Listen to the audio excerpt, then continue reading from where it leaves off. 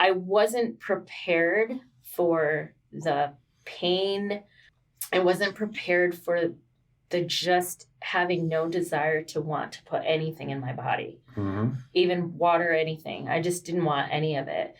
And this was more pain than I've ever experienced. And I really was not prepared for that part of it. So that was hard for me for a bit.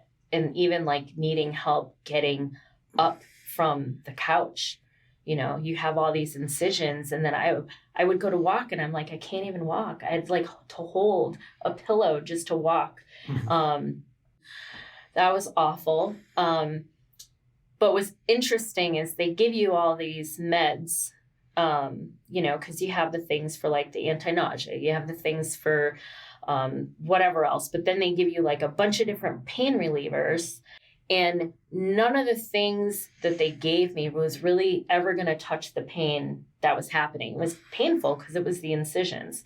So I didn't take any of that. I mean, I took stuff for maybe like the first few days, and then when it wasn't doing anything, I stopped taking it. How long has it been? So I can tell you. So I had my surgery. Well, I started the pre-op diet on October 1st, and I had my surgery on October 19th.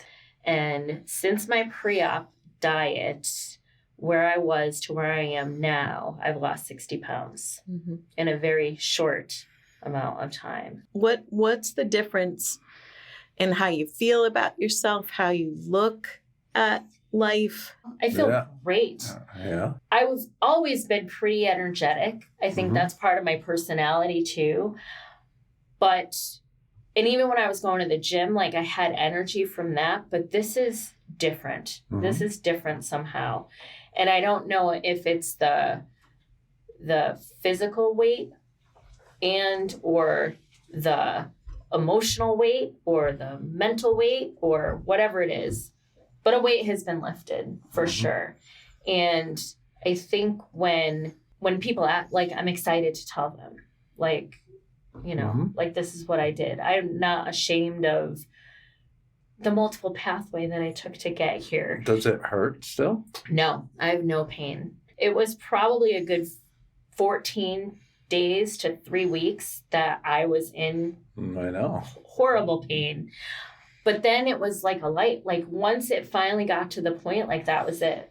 And once I started going to the gym, like I was able to do crunches again. Like, yeah, so. You're really like literally melting away. It's interesting to like, I'll see myself. So I went dress shopping with Mason, my youngest. She's a senior this year.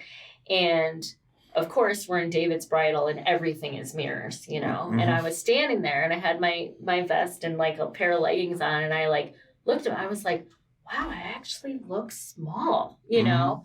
And even Aaron said to me the other day, he's like, you're skinny. I'm like, no, I'm not. And he's like, let me show you some pictures. And I was like, absolutely not. Don't do that. But it's kind of one of those things where I guess even as much as I go down and like I say 60 pounds, because yes, I am still focused on the number 2. I don't think I'll ever not be focused on the number. But I think it's just a matter of feeling smaller, like looking down at a leg and not seeing it be as big as it used to be. Like I think I'm getting there. I think that what I've noticed in this is that there's still a lot of people who may be contemplating surgery, but there's so much stigma with it that they don't tell people. And so one of the things that I did is I posted on Facebook. I was like, this is what I did. And I had a lot of people reach out and like, if I'm going to do this, I'm going to do this out loud, only because if nothing else, it might inspire one person to do something to help themselves. And if I can be that person to answer questions, then that's what I want to do.